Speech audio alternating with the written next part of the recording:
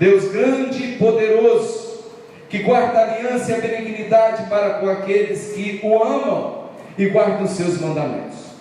Estejam, pois, agora atentos os teus ouvidos e os teus olhos abertos, para ouvires a oração aqui do seu servo, que hoje faço perante o Senhor, de dia e de noite também pelos filhos de Israel, teus servos.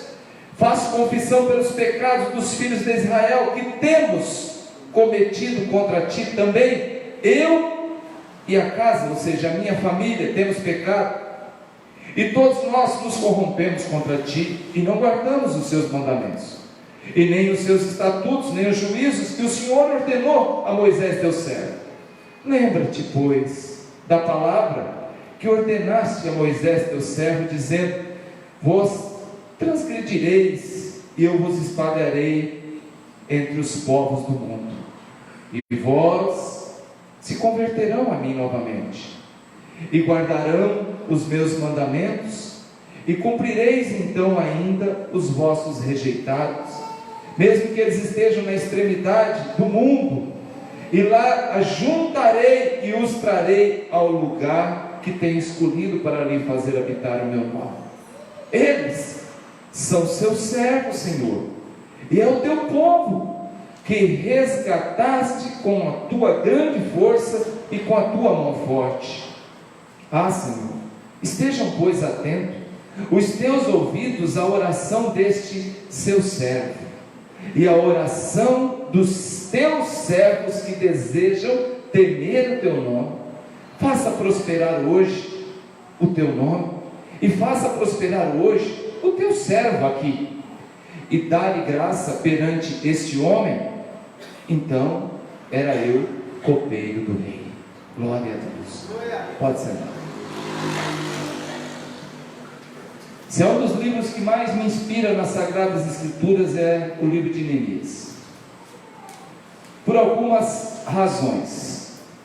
É uma escola, é um ensino, aonde você aplica aquilo que a palavra do Senhor ensina, e você vê a mão poderosa do Senhor agindo na sua vida. E eu queria hoje passear um pouco nesse livro histórico maravilhoso, que na verdade, como eu disse, é um ensino poderoso de aplicação em todas as áreas da nossa vida. O livro de Neemias foi para nós hoje, quando eu vi o Marco puxando aquele louvor hoje, Deus de Aliança, eu lembrei do nosso primeiro culto, há 14 anos atrás, que praticamente abriu o culto já com esse louvor. Quem cantou naquele dia foi o Luiz Fernando, né? Isso faz 14 anos. E esse livro, ele foi uma das palavras inspiradoras. Eu abri o culto de inauguração do templo e da igreja Batista da Palavra naquela noite com esse texto. Com esse texto. Então, quer dizer, há 14 anos já vem o livro de Neemias nos inspirando, desde o início. O texto que nós lemos naquele dia foi o capítulo 6, lá no verso 3, quando Neemias, já aqui na frente nós estamos no 1, mas lá no capítulo 6, a obra está acontecendo, os muros estão sendo restaurados, o templo está sendo reconstruído, reformado, as portas estão sendo refeitas.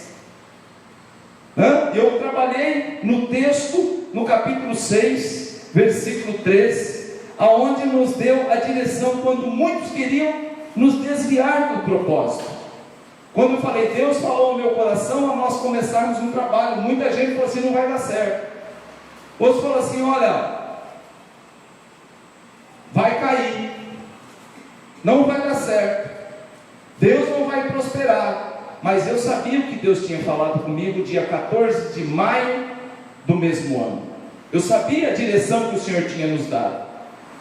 Então, esse texto ele veio como uma resposta àqueles que queriam de alguma forma fazer com que perdêssemos o foco. E o texto ele diz o seguinte lá no capítulo 6, verso 3: eis que estou fazendo uma grande obra de tal forma que não poderei descer para ele ter convosco. Diante da provocação, diante dos insultos, diante das ameaças, Neemias dá essa resposta para aqueles que queriam parar a obra do Senhor. A história deste homem tem muito a ver com a nossa história. Neemias aqui, ele está na fortaleza de Suzã, com todo o conforto, vivendo no palácio, servindo o rei, dormindo na melhor cama, comendo a melhor comida, tendo as melhores amizades, os filhos estudando nos melhores colégios, ganhando o melhor salário, até o dia que ele recebe uma notícia. Um dos seus irmãos vindo de Jerusalém, o nome dele é Anani. Neemias corre ao encontro dele e procura saber como que estão as coisas lá. O povo foi levado para a Babilônia, e eu sei que ficaram alguns. Como está esse povo? E aí Anani dá o relatório. O povo está em profunda miséria. O templo praticamente destruído. Então, qual seria o meu e o seu sentimento se você soubesse, se eu soubesse, sua cidade natal, aonde você nasceu, ou então a cidade dos seus pais, que você tem no seu coração, foi destruída? Ela foi queimada. A sua igreja, onde você sabe que é lugar de adoração que você congregou, foi destruída e foi queimada. E as pessoas que você conheceu agora vivem em profunda miséria. Qual seria a nossa reação? Muitos talvez diriam: olha, eu não tenho nada com isso, hoje eu estou aqui no conforto, estou vivendo na boa, estou na minha zona de conforto e não tenho nada com isso, isso é problema de quem ficou. A igreja foi queimada, isso é responsabilidade dos pastores. Não fizeram a obra direito, o Senhor veio, pôs a mão, pesou a mão e aconteceu tudo isso. Neemias não vai nesse caminho. Neemias sabia que a responsabilidade realmente era dos líderes, era dos sacerdotes, era dos dirigentes da cidade, era do povo que prevaricaram contra a lei do Senhor. Mas Neemias, sabe o que ele é? Na verdade, por isso que eu digo que sempre que é um retrato da igreja. Neemias é uma tipologia de crente que não se conforma, não é indiferente aos problemas alheios. Neemias, ele faz uma coisa que é raro no meio cristão. Neemias se coloca na brecha. Neemias, ele se coloca como um arauto de Deus para fazer as coisas começarem a mudar. Neemias, ele não sentou no banquinho e ficou vendo a banda passar. Neemias, ele não aceitou a situação de miséria do outro, não é a dele. Ele está bem, a família dele está bem, a posteridade dele está garantida, mas ele olha lá, ele vê a miséria lá, ele vê a situação daquela cidade lá, e isso mexe com ele. Neemias, então, ele vai sair da segurança que ele está. Neemias vai sair da zona de conforto que ele vive, e ele vai se apresentar para quê, pastor? Para uma tarefa que demorou 70 anos para que alguém se importasse. Nós já estamos falando de 70 anos que Jerusalém está esquecida, que o templo está com as suas portas queimadas, que as cidades estão com as suas portas queimadas, que o mato cresceu dentro da igreja, animais pastam dentro do templo, as pessoas perambulam, parecem zumbis, sem ter praticamente o que comer, vive em profunda miséria. Jerusalém está esquecida. E Neemias, quando recebe essa notícia, o que Neemias faz? Ele para tudo. Tem hora na minha vida e na sua vida que a gente tem que parar tudo. Tem hora na minha vida e na sua vida que a gente tem que falar: opa, para tudo, vai, chega. Alguma coisa tem que ser feita, mas até agora ninguém fez, mas eu vou fazer. Tem uma coisa na sua família, querido, que precisa ser feita, e nenhum dos irmãos seu fez, faça você. Ah, mas as pessoas vão virar a cara comigo, e vire. Vai ter oposição, e nós vamos falar sobre isso aqui daqui a pouquinho.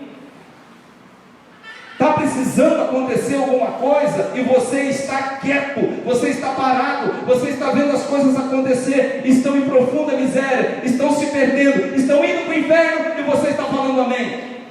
É porque pecou, é porque não teve uma vida santa, é porque não entregou a vida para Cristo.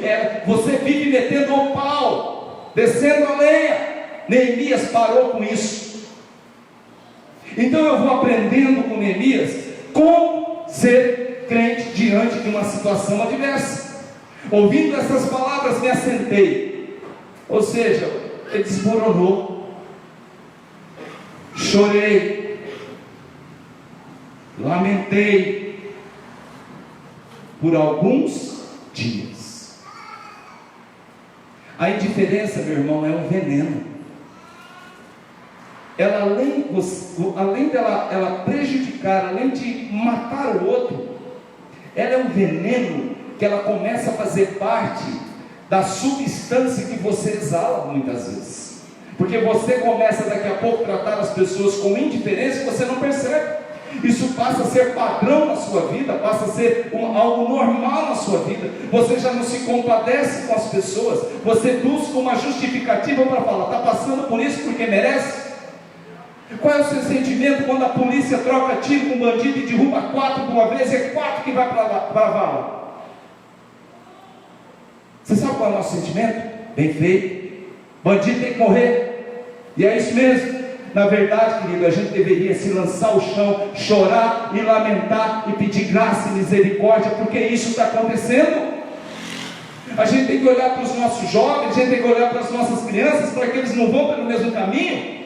Nós não agimos como Neemias. Neemias, quando ouve e ele sabe dessa situação, o que ele faz? Ele se lança ao chão, e ele chora, e ele lamenta. E a palavra do Senhor diz: e por alguns dias estive jejuando. Jejum, o que é isso, gente? A pessoa faz jejum hoje se perder uns quilinhos, está precisando. Estou fazendo jejum, pastor, por quê? De carboidrato. Estou fazendo jejum, pastor, por quê? Parei de tomar Coca-Cola. Jejuando, estive jejuando e orando perante o Deus dos céus. O que eu aprendo aqui, pastor? Neemias, diante de qualquer situação, eu aprendo com esse homem que perante qualquer situação difícil que eu me encontre, que me faça cair em prantos, que mexa com a minha alma, com os meus conteúdos, que mexa comigo, eu devo me dirigir primeiro ao Deus dos céus. Com o que, pastor? Com boas intenções. Com boas intenções. Neemias, ele faz uma oração simples, porém objetiva, onde ele mesmo que ele não tenha, isso aqui são 70 anos que passaram, dificilmente Neemias tenha vivido em Jerusalém, dificilmente ele tenha nascido em Jerusalém. Ele já é fruto de uma família que cresceu na Babilônia, que nasceu na Babilônia. Já são 70 anos, o cativeiro durou 70 anos. Mas mesmo assim, o que Neemias faz? Ele assume a responsabilidade. É o que eu estava falando agora.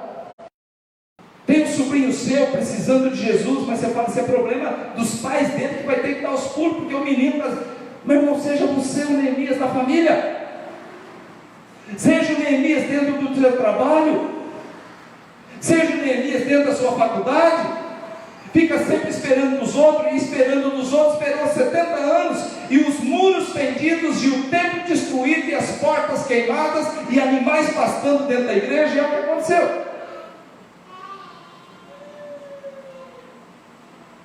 Mesmo ele não tenha participado dos eventos que levaram aos acontecimentos do cativeiro, Neemias assume a responsabilidade. E olha o texto na oração dele. Lembra-te, pois, da palavra, antes um pouquinho, no versículo 7, de todo nós corrompemos contra ti, não guardamos os teus mandamentos, os teus estatutos que o Senhor um dia entregou a Moisés. Ou seja, ele está falando, está se incluindo, ele está fazendo, por isso eu faço parte do pacote mesmo não tendo participado lá. E Neemias lembra Deus das promessas. Neemias clama para que Deus se incline e ouça a sua oração. Fez isso? Fez isso. E agora? Orei, pastor. Coloquei a vida da minha família, coloquei a vida dos meus amigos, coloquei a vida da minha igreja diante do Senhor. Legal. O problema foi identificado? Foi identificado. Motivo foi esclarecido, foi: de todo nos corrompemos, prevaricamos contra o Senhor. Legal. Senhor, mas venha ao nosso socorro. Lembra das promessas. O que Neemias fez? Ele colocou isso diante de quem pode resolver. E agora? Agora eu preciso fazer alguma coisa, porque só na oração não adianta. Toda oração ela deve vir seguida e acompanhada de ação. Oração. Não adianta ficar só rezando, orando, meu irmão. Não adianta. Eu tenho que partir para cima, eu tenho que ir para a oração. Eu estou orando por uma pessoa, mas eu já falei com essa pessoa, eu já falei de Jesus para essa pessoa, eu já dei conselho para essa pessoa, eu já fui um testemunho vivo diante dessa pessoa. Porque tem gente que não tem moral para dar conselho e quer ser crente. Não adianta orar, esperar sem agir. Orou? Se coloque de pé, caminha, trabalhe.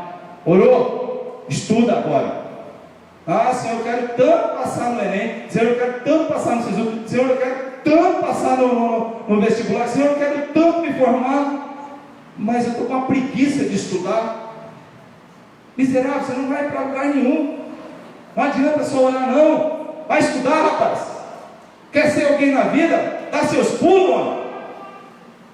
Quer ter sua casa? Corre atrás.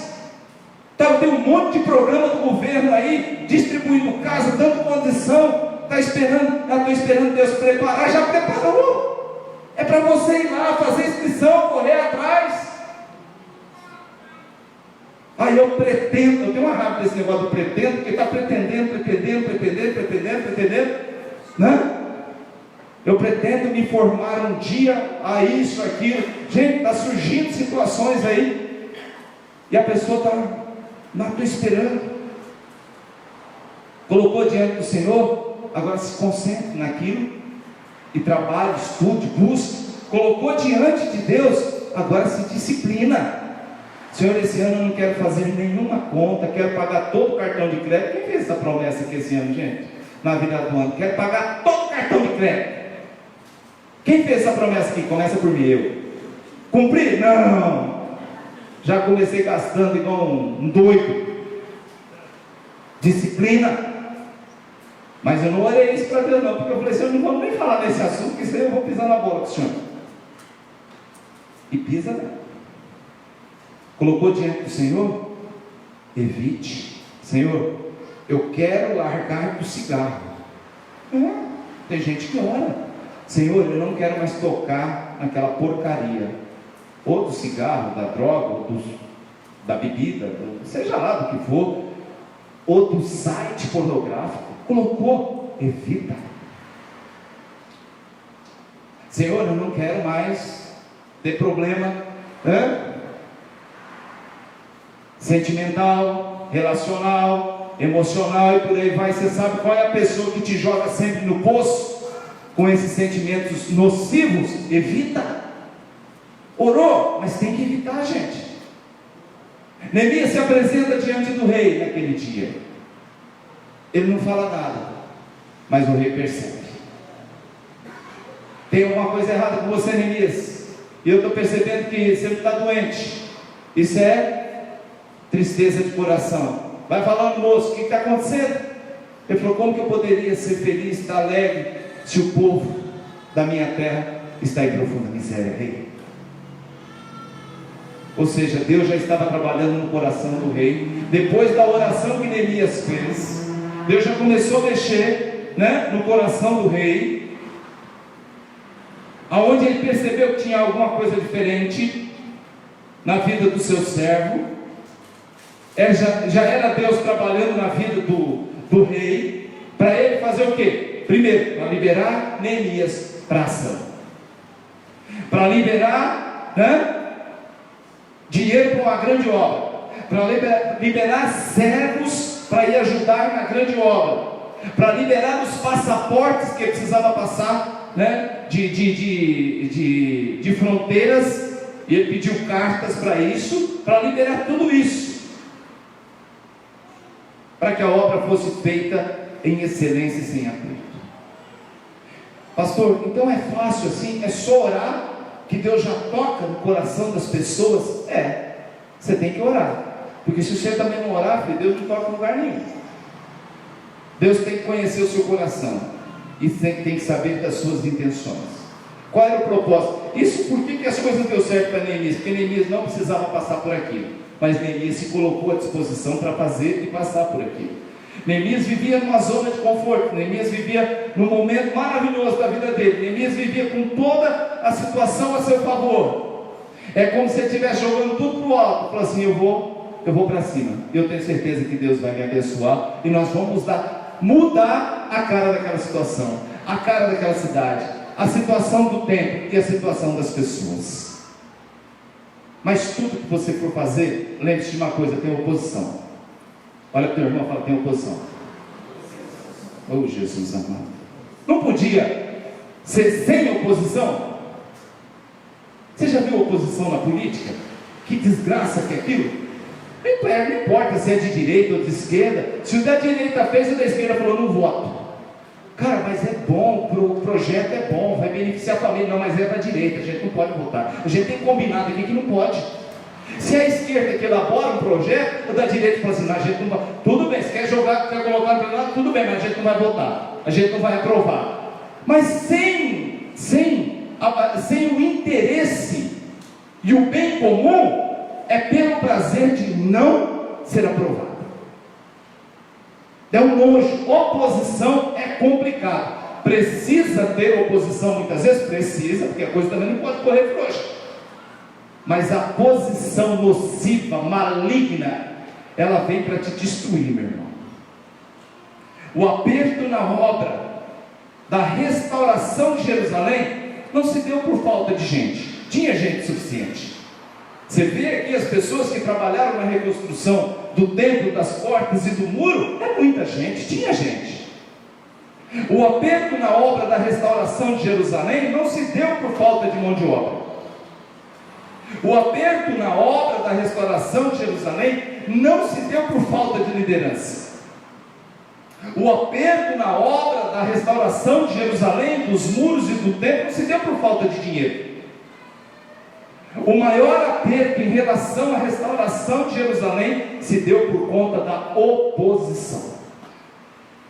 Parece que quando a gente se põe a fazer as coisas que o Senhor colocou no nosso coração, começa a levantar. Pessoas que se desagradam com a iniciativa de alguém quando é para fazer algo de bom em relação a outra pessoa. Capítulo 2, versículo 10. Olha o que está escrito. Aqui começa os miseráveis a aparecer. O que ouvindo Sambalate, o Horonita, e Tobias, o servo Amonita, lhes desagradou extremamente. Aqui já apareceu a oposição. Olha o que diz o capítulo 4. E sucedeu que ouvindo Sambalate, e a obra está acontecendo, e as coisas estão evoluindo, e está começando a acontecer, e o muro está começando a ser restaurado. E sucedeu que ouvindo Sambalate, que edificávamos o muro, ardeu-se em ira, e se indignou muito, e escarneceu dos judeus, e falou na presença dos seus irmãos, e do exército de Samaria, e disse, que fazem esses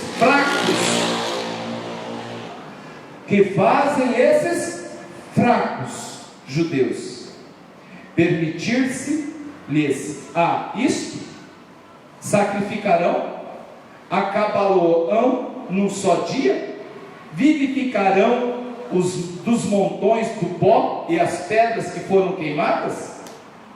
E estava com ele Tobias, o Amonita, e disse, ainda que edifiquem, contudo, vindo uma raposa, derrubará facilmente o seu muro de pedra. Olha a situação, oposição. Sambalate e Tobias, meu irmão, ficaram muito incomodados com a obra de Deus sendo restaurada, tentaram a todo custo parar a obra. O diabo tem usado seus Sambalates e Tobias até nos dias de hoje. Tem usado lá no trabalho, tem usado lá na escola, tem usado dentro da família, tem usado dentro da igreja. Isso tem. Você não imagina como é fazer a obra de Deus. Tem custado, tem nos custado e desagradado muitos. Muitas vezes nós temos sido confrontados, afrontados por quem na verdade não fazem nada, carregam uma roupagem de santidade, quando na verdade são verdadeiros hipócritas. Só sabe apontar o dedo, só sabe crucificar pessoas, só sabe levar comentários levianos. Mas todos são Tobias, meu irmão, terão seus destinos tratados por Deus, como foi aqui no livro de Neemias. Enquanto isso, nós temos que fazer a obra como Neemias. Uma mão, olha a situação que chegou aqui, não. Uma mão eles edificavam o muro, com a outra mão eles seguravam a espada, porque foram ameaçados. Olha a situação que chega, né? A obra do Senhor quando está sendo feita. Neemias se sentiu, quando ele recebe a notícia de Jerusalém, e é isso que eu acho maravilhoso nesse livro, ele se sentiu incomodado ao ver a situação dramática. Então Neemias, o que ele faz? Ele sai da sua segurança, Neemias sai da sua caixinha de conforto e faz as coisas acontecerem. Você sabe quanto tempo essa obra toda foi feita? Quando alguém se levantou para fazer depois de 70 anos? 52 dias os muros estavam restaurados, as portas refeitas, o templo pronto para adoração. 52 dias, uma coisa que esperou, Paulo, 70 anos. Quando alguém se dispõe a fazer, as coisas acontecem em menos de 2 meses, algo que esperou 70 anos. É inspirador ou não é? É inspirador ou não é? Tinha gente com desejo, com vontade de fazer as coisas acontecerem. Tinha um homem à frente, um líder, um governador, que era Neemias, disposto a fazer as coisas acontecerem, e aconteceram. Quando nós começamos a obra lá 14 anos atrás, em 30 dias nós transformamos uma lojinha de venda de utilidades domésticas num templo. Foram gente trabalhando e foi chegando gente de tudo quanto é lado, passando dia e noite, muitas vezes trabalhando, porque queriam ver a obra pronta, a igreja pronta. Deus cuidava de cada detalhe. Deus tocava no coração das pessoas que enviavam recursos. Vieram pessoas ajudar a gente a fazer um painel, um negócio, uns desenhos na parede, que a gente não sabia como ia tirar aquela deformidade da parede. Aquela moça chegou, fez, e nunca mais eu vi aquela moça, nunca mais ela apareceu na igreja. Ela só foi lá para ajudar. Alguém liga para mim e fala assim: pastor, você está precisando do quê? Eu falei: está precisando de tudo, nós estamos começando uma igreja agora, no mês que vem, não tem nada, pastor, eu estou te mandando um presente. Quando eu esperei, chegou esse púlpito que eu uso até hoje, um presente de um pastor de uma outra igreja. São os Neemias, que quer ver o bem do outro, que quer ver a obra acontecer, que quer ver as brechas serem tapadas. Começamos a obra lá dia 17 de junho de 2006, todos os instrumentos funcionando, caixa de som, todas as cadeiras compradas, tudo funcionando, porque teve gente trabalhando, se esforçando. 10 anos depois, a igreja fica pequena, não tem mais espaço, pastor, não tem lugar para as crianças, não tem isso, não tem aquilo. Vamos orar, colocar diante do Senhor. Aí eu vim aqui, nesse templo aqui, vieram me mostrar o templo. Aqui era uma oficina velha, tudo caindo, telhado caindo. A Rosana falou assim: eu vou esperar lá fora, vou ficar aqui dentro não, vai cair na minha cabeça. Eu falei: isso que é mulher de fé. Vazou. É melhor esperar lá fora. Eu vim aqui, a hora que eu saí, a mulher falou: e agora? Eu falei: eu senti de Deus que é aqui. Ela falou: como? Deus vai trabalhar. E de repente, querido, as coisas foram acontecendo que eu vi a mão de Deus. A mão de Deus. Era um pé direito de 2,5 metros, 2,80 metros. Eu falei, vai ser uma igreja baixinha. Aí um dia o dono chegou e falou assim, nós vamos trocar todos os telhados, nós vamos subir para cima. Eu falei, glória a Deus, é o dedo de Deus. E vai mexendo, e as coisas, e os irmãos foram se ajuntando, né? E foi trabalhando, é Toninho, é Divino, é Guimarães, todo mundo mexendo, todo mundo trabalhando, as coisas acontecendo. Colocaram 450 metros de piso aqui, mexeram, colocaram textura, o João pintando, negócio de doido, trabalhando de dia e à noite, pastor e mais um aqui fazendo altar, tal. Um tempo depois estava pronto. Inauguramos aqui, começamos, fizemos o primeiro culto, como se fosse hoje. Me lembro, dia 29 de junho de 2016. A Rosana chegou aqui e falou, nossa, mudou, né? Foi a mão do Senhor, que cuidou da gente. Amém? Glória a Deus, irmãos. Você lembra? Amém, amados? Você lembra dessa obra? Você lembra como Deus operou? Você lembra como Deus foi bom e como Deus cuidou da gente? Amém? A capacidade ela triplicou na época. Vamos ver se triplica mesmo? Vamos chamar um cara bom para pregar e cantar aqui. Nós trouxemos o Leonardo Gonçalves, encheu isso aqui, deu 350 pessoas. Porque a mão do Senhor foi conosco.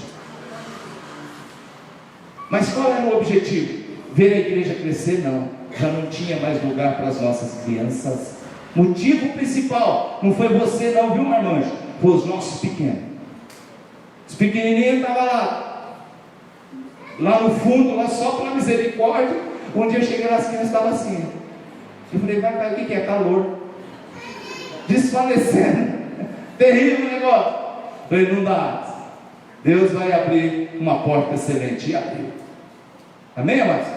Então, queridos, é isso que Deus faz. E veio o recurso de tudo quanto é lado, e veio, e Deus foi abençoando. Mas nós sempre tivemos Sambalate e Tobias no nosso meio. Até aqui, quando nós fomos inaugurar, eu feliz da vida, com o coração pulsando de alegria, chego do Sambalate e Tobias e pau, e desce a lenha, e critica, e fala. Gente, não é fácil não. Você pensa que a obra do Senhor é fácil? Eu fico olhando para esse homem aqui, para ele chegar ao ponto de trabalhar com a mão e segurar a espada na outra. Hoje a gente trabalha com uma mão e com a outra a gente segura a espada do Senhor, que é a palavra de Deus. E aqui, meu irmão, não tem jeito. Aqui você perde, porque aqui é o Todo-Poderoso, é a palavra do Senhor, não é do pastor. É aonde o Senhor tem feito a obra. Hoje a gente vê a igreja estruturada, equipada, e maravilha. Esse ano passado fizemos mais uma reforma, e as crianças ganhou o espaço dele, trocou tudo de som, foi bênção, glória a Deus. Mas muitas vezes eu fico triste, vendo que são poucos os que se dispõem hoje a fazer a obra. Muitos preferem ficar parado, quietinho no canto, não quer ser incomodado. Parece que não existe mais o desejo ardente na vida dos crentes para fazer a obra de Deus. Pessoas que vêm ao culto, em sua maioria, apenas para receber, só preocupado com as mãos do Senhor.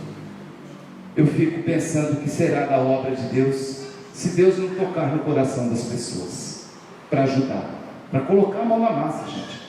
Estou nem falando de dinheiro, tá? Eu não falo sobre esse negócio aqui. Não precisa, Deus tem provido na nossa vida. Você pede hoje para alguém ajudar algum departamento, parece que você está ofendendo. Outros dizem, pastor, não vou não, estou preparado. Agora eu pergunto para você, Neemias era construtor? Neemias era restaurador de templo? Não. Neemias era alguém que trabalhava no palácio. Neemias era mordomo do rei e da rainha. Então, querido, que se Deus está te chamando, Deus está te convocando, não retroceda, querido. A conversa é com Deus. A obra não terá como avançar se a gente continuar dentro da nossa bolha que escolhemos para viver. Quando nós retemos nossas mãos para abençoar e para trabalhar na obra, acabamos também por reter as bênçãos do Senhor sobre a nossa vida. Quando nós agimos apenas com os olhos e com a boca, e nunca com as mãos, nunca com a contribuição, nós agimos como Sanbalat e Tobias, só crítica. O que eu posso fazer pelo reino? Você já fez essa pergunta? O que eu faço? O que eu posso fazer? Aonde eu posso ser útil? Você já fez essa pergunta? Deus, Ele falou muito forte no meu coração através disso aqui, falou assim, ó, chama o povo para a restauração, chama o povo para reconstruir aquilo que está no chão, chama o povo para fazer com que as coisas cresçam com saúde. E aí veio o tema dessa palavra: eis-me aqui, Senhor. Eu fui o primeiro a levantar a mão e falar, Senhor, Ele não para, eis-me aqui. Eu posso ajudar no Kids. Mariana estava falando comigo, quase chorando essa semana. Falou, pastor, está difícil, pouca gente se interessa, e os poucos que estão lá estão atropelando, porque estão sendo já escalados praticamente aí de semana em semana. Eu vejo a mesma luta da Letícia, dos irmãos aí do louvor. Que luta, que dificuldade é na recepção.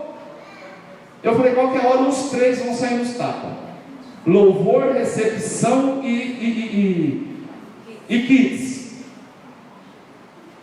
Porque eles ficam naquele, não, fulano, presta ele essa semana, eu preciso dele aqui. Não, pode ficar lá, não, mas ó, na semana que vem, não, mas tem culto, o pastor não tinha o que fazer, inventou mais um culto. Você sabe o que é isso? Isso daria para navegar tranquilamente, se nós tivéssemos mão de obra sobrando. Mas nós não temos. E eu não peço, eu imploro, irmão, se você tem um chamado, não retroceda. Diga, eis-me aqui, Senhor, porque o Senhor vai cobrar. E por falta de um pastor doido pregar, não foi, porque ele pregou. Amém, irmãos?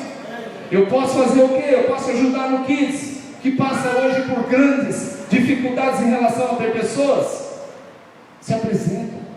Eu posso ajudar onde? Na organização da igreja, que está sobre os ombros apenas do pastor. Se apresenta. Eu posso ajudar na manutenção da igreja, que precisa urgente fazer alguns reparos e continuar. Se apresenta lá por irmão Adélio. Eu posso fazer parte do grupo que cuida de famílias. Eu posso fazer parte dos trabalhos dos jovens. Eu posso fazer de alguma forma algo útil para o reino. Não adianta vir à igreja só para observar defeitos, querido. Não adianta. Pessoas assim o reino não precisa. Precisamos de pessoas que orem pelo nosso ministério. Além de orar, também trabalhe. Além de trabalhar, contribua e se disponha. Obra nenhuma vai para frente se não tiver dinheiro. Obra nenhuma vai para frente se não tiver a mão do Senhor. Obra nenhuma vai para frente se não tiver mão de obra. Obra nenhuma vai para frente se não tiver boas intenções. Vai ter o acampamento de jovens. Se tiver que pagar, eu não vou. Ô, meu irmão, você acha que vai ser pago aquilo lá como? Pelo amor de Deus. Vai ter um encontro de casais agora. Se tiver que pagar, eu não posso. E o casamento está daquele jeito. Encontro de homens e mulheres, nós estamos falando de 20, gente, eu estou falando visitantes, eu estou falando de 20, 30, 40 reais, tá? Encontro de homens, encontro de mulheres. Se estiver contribuindo, gente, meu Deus, que mundo nós estamos vivendo dentro da igreja? O que está virando a casa do Senhor, onde muitos foram chamados, porém poucos abraçaram a causa. Esses são os escolhidos. Muitos foram chamados, poucos são os escolhidos. Quem são os escolhidos? Aquele que disse, eis-me aqui. Não se trata de predestinação, você foi predestinado a fazer a obra. Não se trata de predestinação, é de disposição daquele que foi chamado. E aqui eu já vou terminando. Nós precisamos de Neemias para concluir a obra que Deus nos comissionou há 14 anos atrás. Você sabe por quê? Um dia nós teremos que nos apresentar diante de Deus. Da mesma forma que Neemias, lembra que o rei deu um prazo para Neemias, ele falou assim: eu volto aqui para dar o relatório do Senhor. Da mesma forma que Neemias teve que voltar e comparecer novamente diante do rei, para prestar contas ao rei de tudo aquilo que o rei havia lhe concedido, nós teremos que um dia nos apresentar diante do Senhor. Vir hoje à casa do Senhor, trabalhar, fazer algo, não deve ser considerado um peso, meu irmão, e sim uma honra. Amém? Quem está entendendo, diga amém. A minha filha, ela mora em São Paulo, minha caçula, e lá ela congrega numa igreja, só que é uma igreja maior, e lá as pessoas passam um dia, porque são várias reuniões, mas existe, gente, uma enorme procura de voluntários perguntando: o que eu posso fazer? Tem algum trabalho para eu fazer? As pessoas se apresentam desejosas, querendo trabalhar em alguma área. Há reuniões específicas para os obreiros interessados, onde eles são preparados. Lá eles tomam café, lá eles almoçam, mas eles passam um dia lá, porque é uma honra. Ela almoçou comigo hoje, e ela falou assim: pai, tem que ir embora, porque eu tenho que ir para o culto. Arde no coração, desejo de estar na casa do Senhor. Sabe o que vai acontecer? O excesso de trabalho leva irmãos ao limite, e muitos deles não se alimentam da palavra. Eles ficam só no ativismo, só trabalhando, trabalham na recepção, trabalham no quinto, trabalham, e eles não se alimentam. Sabe por quê? Faltam cooperadores. Pergunte a você hoje: Senhor, qual foi o meu chamado? Aonde eu me encaixo nessa história? Em que posso ser útil para o reino? Como eu posso oficializar minha participação no reino sem perder a essência da palavra e aprender mais de Deus? Neemias recebeu a notícia de Anã: Jerusalém está em profunda miséria, desolação. O que Neemias fez? Ele agiu, orou, jejuou, se apresentou ao rei, trabalhou. E aí no capítulo 7 para frente você vai ver: cultuou e adorou ao Senhor. Aleluia. Você sabe aquele texto que diz: a alegria do Senhor é a nossa força? Você sabe em que livro está esse texto? Livro de Neemias. A alegria do Senhor é a nossa força.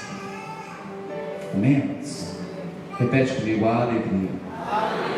Agora bate no peito e diz: é a nossa força. Você tem se esforçado para deixar o Senhor alegre? Você tem feito alguma coisa para deixar o coração do Senhor alegre?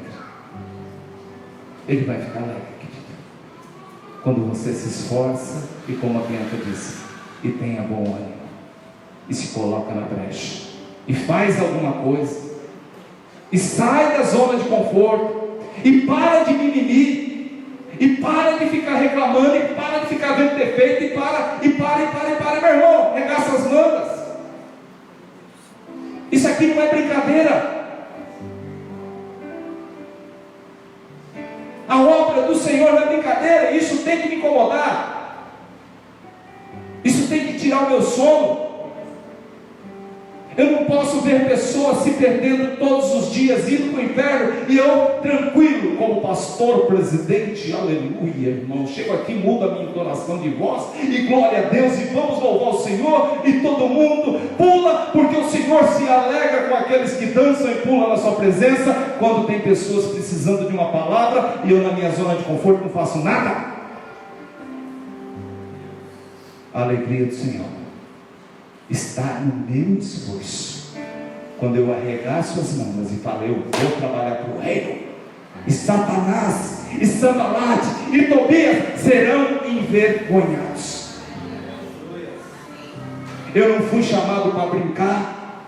Eu não fui chamado para brincar de ser crente. Eu não fui chamado para brincar de ser pastor. Eu não fui chamado para ser pastor e ganhar dinheiro às costas daqueles que são humildes. Você também não. Um dia Neemias volta, foi prestar conta para o rei, e ele vê algo diferente dentro de Jerusalém. Uma casa nova foi construída. E quem é essa casa? É de Tobias, aquele que quis impedir. Porque depois que está tudo lindo, aí todo mundo quer louvar, adorar e glorificar. Eu faço parte desse lugar, eu ajudei, eu de alguma forma, eu estou na congregação agora. Mas cara, você só criticou, miserável. Você disse um dia lá atrás que se uma raposa subisse nos muros, derrubaria. Agora você está dentro dos muros com uma casa. Você sabe o que Neemias faz? Neemias era um poço de educação. Primeiro, teve alguns lá que ele bateu, e a palavra diz: espanquei.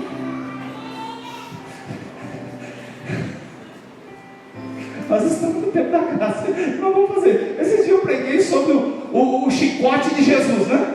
Quando ele chegou no templo, deu aquela bagunça lá. Neemias espancou alguns, mas com Neemias não. Neemias, isso foi até tema de uma mensagem minha. Jogue fora os móveis de Tobias, meu irmão. Você sabe que os móveis voando por cima do muro eram de Tobias. Aqui dentro não. Você criticou, você desonrou, você falou contra, você torceu contra. Aqui dentro tem coisas que você não deve permitir na sua vida, no seu meio, na sua família. Aqui não.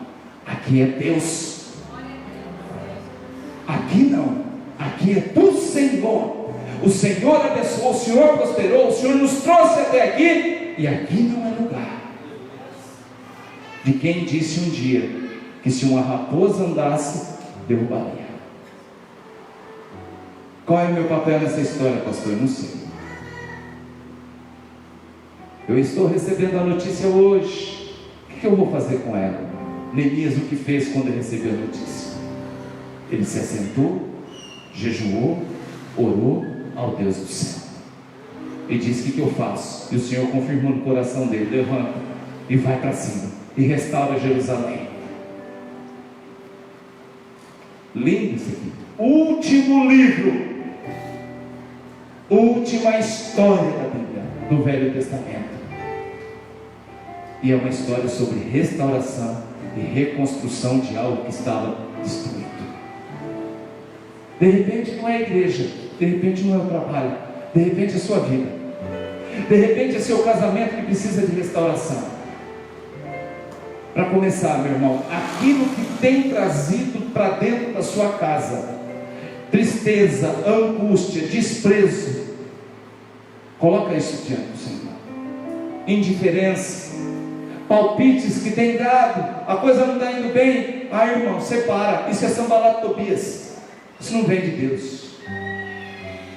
Teu casamento não vai dar, teu casamento não vai dar certo, esse negócio não vai longe não. Ou seus filhos, seja lá quem for, não vai.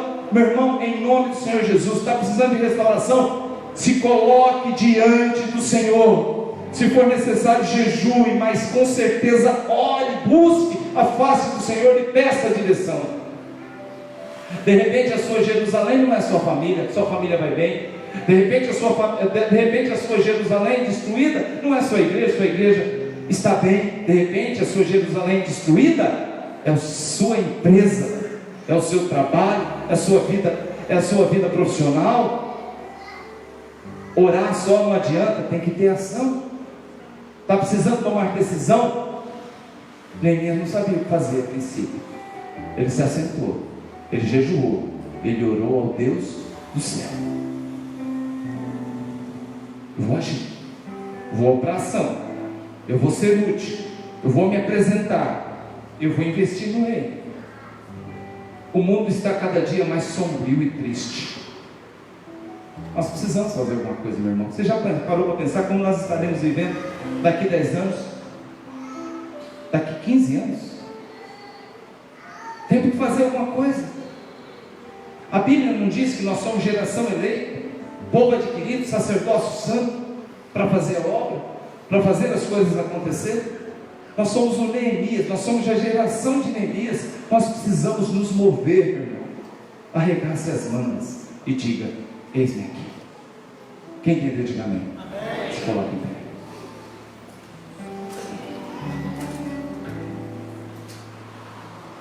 Deus, nessa